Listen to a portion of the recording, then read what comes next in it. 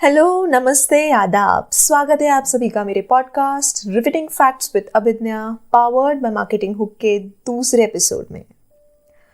कहानी सुनना किसे नहीं पसंद, खासकर भूत प्रेतों की कहानियां। हमने हमारे दादा दादी, नाना नानी, माता पिता, दोस्त, इन लोगों से कभी ना कभी कोई ना कोई भूत की कहानी तो जरूर सुनी होगी। चाहे वो कहानी कितनी भी डरावनी या कितनी भी असाधारण क्यों ना हो, हमें वो हमेशा अंत तक सुनने की चाह रहती है। तो आइए हम आज इस एपिसोड में हैशटैग अपनी देश की बातें करेंगे, जहां के ऐसे किस्से मशहूर हैं। अब हम बात करेंगे एक ऐसी ऐतिहासिक जगह के बारे में जिसमें मानो किसी ने इसकी महिमा को काली चादर से ढक दिया हो। मैं बात कर रही हूँ राजस्थान के अलवर जिले में स्थित भानगढ़ किले की। ये गढ़ 17वीं सदी में राजा भगवत दास ने अपने बेटे माधव सिंह के लिए बनाया था। इस किले के 4 दरवाजे हैं। पहला Delhi gate, Ajmeri gate, Phulbari gate और लाहौरी गेट। ये गढ़ सरिस्का टाइगर रिजर्व के बॉर्डर पे बनाया गया है।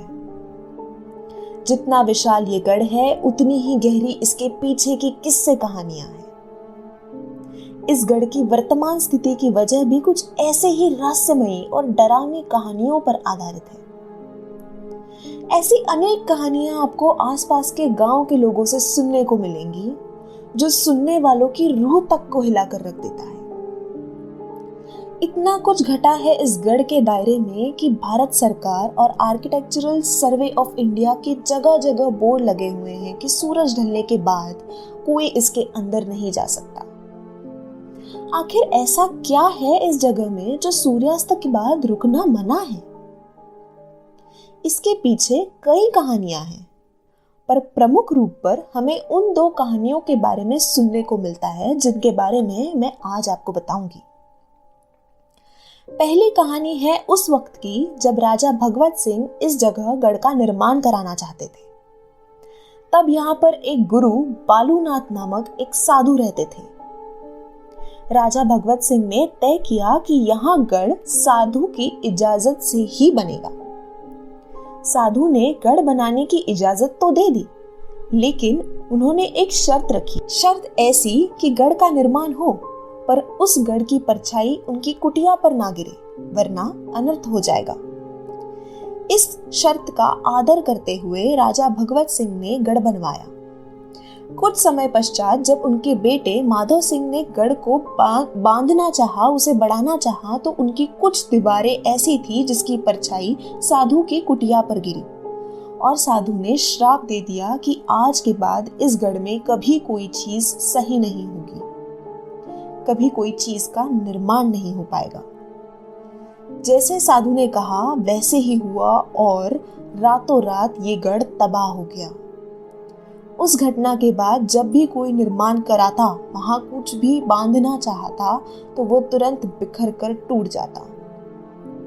तब से लेकर आज तक इस गढ़ की यही अवस्था है और आज भी शापित ही माना जाता है। अब बात करते हैं इस गढ़ के दूसरे पहलू की। ये बात उस वक्त की है जब राजा माधव सिंह के बेटे और भानगढ़ के दूसरे राजा छत्तर सिंह की बेटी राजकुमारी रत्नावती रहा करती थी। कहते थे कि रत्नावती की सुंदरता कुछ ऐसी थी कि कोई बराबरी ना कर सके, जिनकी खूबसूरती के चर्चे दूर दूर तक फैले हुए थे, जिसके कारण अनेक राज्यों से उनके लिए रिश्ते आने लगे। उनकी खूबसूरती के एडमायरर्स में एक तांत्रिक का भी नाम था और वो किसी तरह से भी रानी के काबिल नहीं था, लेकिन उसकी चाहत की कोई सीमा नहीं थी। वो किसी भी तरह राजकुमारी को हासिल करना चाहता था, फिर चाहे काले जादू का ही प्रयोग क्यों ना करना पड़े। एक दिन राजकुमारी की दासी राजकुमारी के लिए सुगंधित तेल खरीदने बाजार गई। तांत्रिक ने मौका देख के फायदा उठाया और इस तेल की बोतल को बदल दिया, जिसमें उसने कोई ऐसा मंत्र फूंक दिया जिससे राजकुमारी उसकी ओर आकर्षित हो जाए। लेकिन जैसे ही दासी ने राजकुमारी को वो तेल पेश किया, राजकुमारी को तुरंत किसी गड़बड़ का एहसास हुआ और उसने तुरंत तेल की बोतल बाहर फेंक दी। जो एक बड़े से पत्थर पर जा गिरी और टूट गई। लिहाजा वो पत्थर तांत्रिक की ओर आकर्षित हुआ और उसकी तरफ तेजी से बढ़ने लगा, जब तक तांत्रिक उसके नीचे आकर कुचल नहीं गया। अपनी आखिरी सांसें लेते वक्त तांत्रिक ने एक शाप देते हुए कहा, मेरे मरने के बाद भानगढ़ में कुछ नहीं बचेगा और धीरे धीरे सब खत्म हो जाएगा, कोई जिंदा नहीं बचेगा। ऐसा कहते हुए उसने दम तोड़ दिया। इस घटना के 1 साल बाद ही एक भयानक युद्ध हुआ जिसमें कई गांव वाले मारे गए और कहा जाता है कि इसी दौरान ही रानी रत्नावती या राजकुमारी रत्नावती को भी मार दिया गया। तब से ये गढ़ खाली हो गया और यहाँ कोई आसपास नहीं रहता। ऐसा भी सुनने में आता है कि आज भी वहां तांत्रिक, गढ़ के लोगों और राजकुमारी की आत्मा भटकती है। कई बार सूरज ढलने पर लोगों को किसी के रोने की आवाज आती है तो कभी घुंघरू के झनकार की। और यह भी कहते हैं कि जब भी कोई इस गढ़ में रात को प्रवेश करता है तो वो कभी वापस लौट के नहीं आ पाया। कई बार लोगों ने यहाँ कोई आदमी बिना दरवाजे के घर में खिड़की पर खड़ा देखा। तो ये थी कुछ बातें भानगढ़ फोर्ट के बारे में। अगली कहानी है डाउ हिल्स दार्जिलिंग की। डाउ हिल्स एक काफी सुंदर और निसर्गरम्य हिल स्टेशन है जो दार्जिलिंग के करीब 30 किलोमीटर दूरी पर है। जब कभी बात आती है किसी हिल स्टेशन और वो भी दार्जिलिंग या उसके आसपास के इलाकों की, तो हमारे मन में आते हैं ऊंचे ऊंचे पहाड़, ठंडी ठंडी हवा, हल्का हल्का कोहरा, चाय की बाग और सुहाना मौसम। इस जगह की बात ही कुछ ऐसी है कि इसका ख्याल मन में आते ही हमें ऐसा महसूस होने लगता है जैसे वहां चले ही जाएं। लेकिन जब हम बात करते हैं डाउ हिल्स की तो आंखें बंद करके कुदरत की खूबसूरती देखने मिलती है और कान भर के भूतिया किस्से सुनने मिलते हैं। जी हाँ, आपने सही सुना। जिस तरह सिक्के के 2 पहलू होते हैं, इस जगह के भी 2 रूप हैं। दिन में ये जितना सुंदर और खुशनुमा लगता है, रात में ये उतना ही भूत प्रेत, आत्मा और पिशाच का घर कहलाता है। ऐसे ही कुछ मशहूर डाउ हिल्स से जुड़े भूतिया किस्से मैं आपको आज सुनाऊंगी। एक कहानी है जो हमें सीधा लेकर जाती है विक्टोरिया बॉयज स्कूल की तरफ। ये करीबन 100 साल पुराना ब्रिटिश कालीन स्कूल है। आसपास के लोग कहते हैं कि जब ये स्कूल ठंडी की छुट्टियों में बंद रहता है तब रात को इस स्कूल में से अजीबोगरीब आवाज आने लगती है। कभी किसी के कदमों की आवाज तो कभी किसी बच्चे के रोने की। इसी स्कूल से संबंधित एक कहानी है जो मैं आपको सुनाना चाहती हूँ। बात है 2019 की।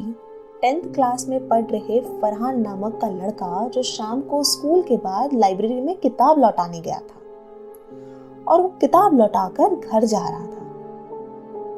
चलते चलते वो कॉरिडोर में पहुंचा। जैसे वो आगे बढ़ने लगा, उसे उसके साथ चलते हुए कदमों की आवाज आने लगी। आवाज सुनते ही वो रुक गया और कदमों की भी आवाज रुक गई। उसे लगा वहम होगा, इसलिए वो फिर से चलने लगा। पर जैसे ही वो फिर से चलने लगा, उसे उन कदमों की आवाज फिर से आई। इस बार उसने पीछे मुड़कर देखा, लेकिन कोई नहीं था। फिर उसे उसी कॉरिडोर के आखिर में एक लड़के की परछाई दिखाई दी। उसे लगा कि कोई दोस्त उसके साथ मजाक कर रहा है। वो धीरे धीरे उस लड़के की परछाई की ओर बढ़ने लगा। जैसे वो पास पहुंचा, वो लड़का जंगल में भाग गया। जैसे फरहान जंगल में पहुंचा, वो लड़का गायब हो चुका था और घने कोहरे और काले जंगल के अलावा कुछ नहीं दिख रहा था। उसे लगा कि वो लड़का चला गया, पर उतने में अचानक पीछे से कंधे पर किसी ने हाथ रख दिया। फरहान काफी डर गया और उसने हिम्मत जुटाकर पीछे मुड़ के देखा तो सामने एक लकड़हारा यानी कि वुडकटर था।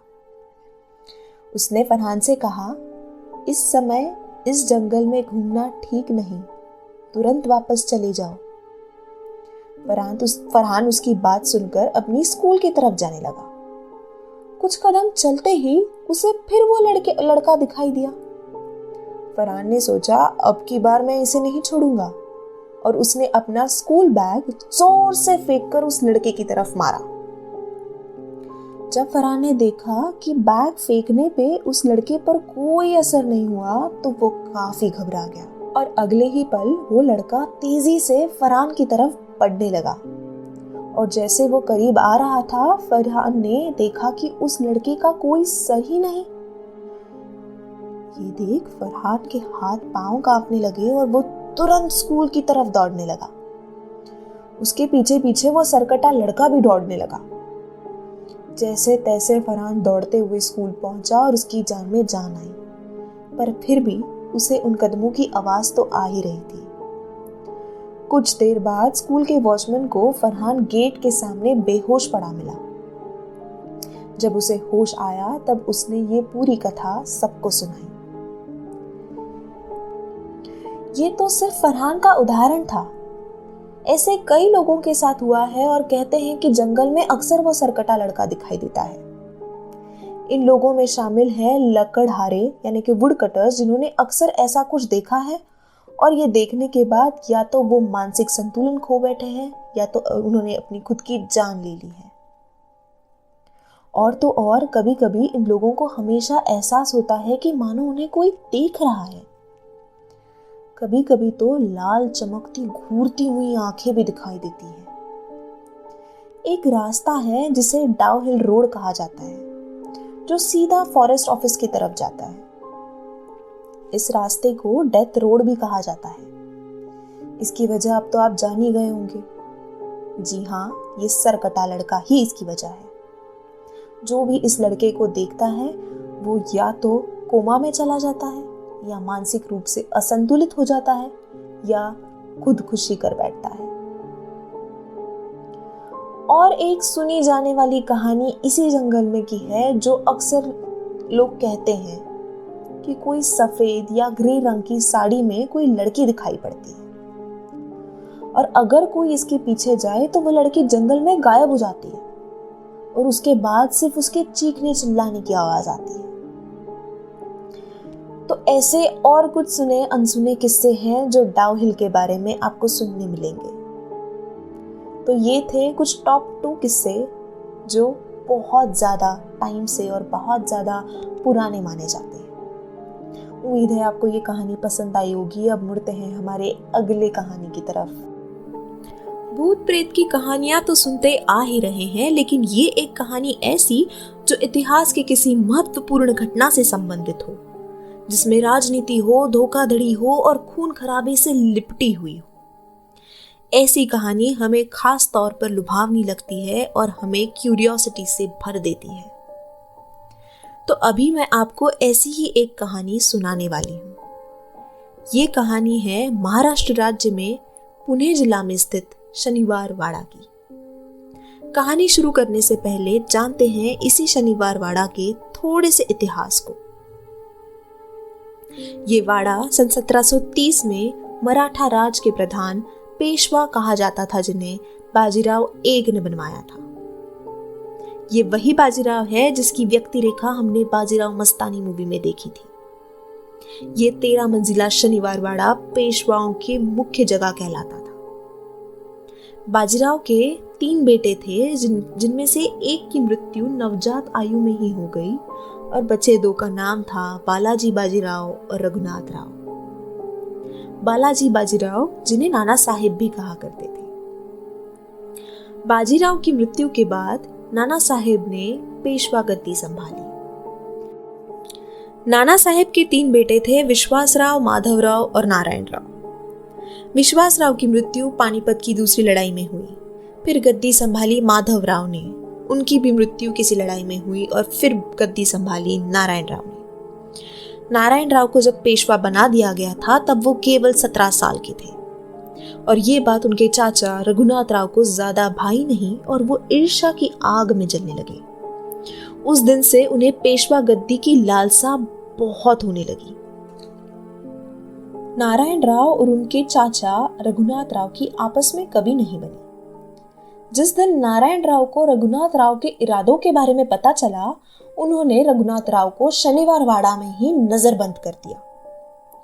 ये बात रघुनाथ राव की पत्नी आनंदीबाई को जब पता चली तब वो गुस्से से तिलमिला उठी और उन्होंने बदला लेने का ठान लिया। एक रात गणेश चतुर्थी के आखिरी दिन, जो कि अमावस्या की रात थी, उन्होंने गार्डी सिपाहियों को पैसे देकर इकट्ठा किया और नारायण राव को खत्म करने का हुक्म दिया। रात को जब सब सो रहे थे तब गार्डी सिपाही नारायण राव के कमरे में चुपचाप घुस गए।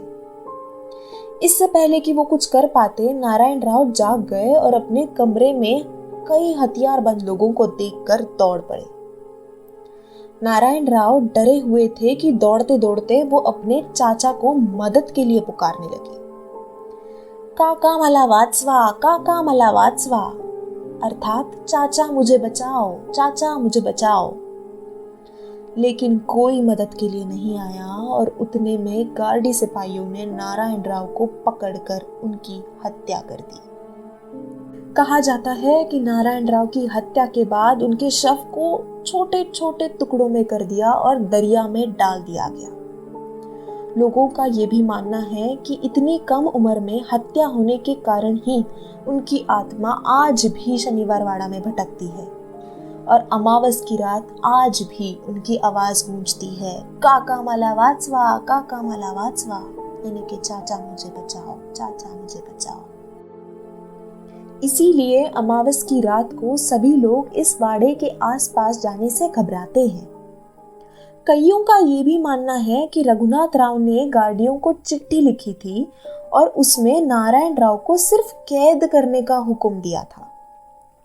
लेकिन ये चिट्ठी उनकी पत्नी के हाथ लगी और उन्होंने कैद की जगह हत्या कर दो ऐसा लिख दिया और वो चिट्ठी आगे भेज दी, जिस वजह से गार्डियों ने नारायण राव की हत्या कर दी।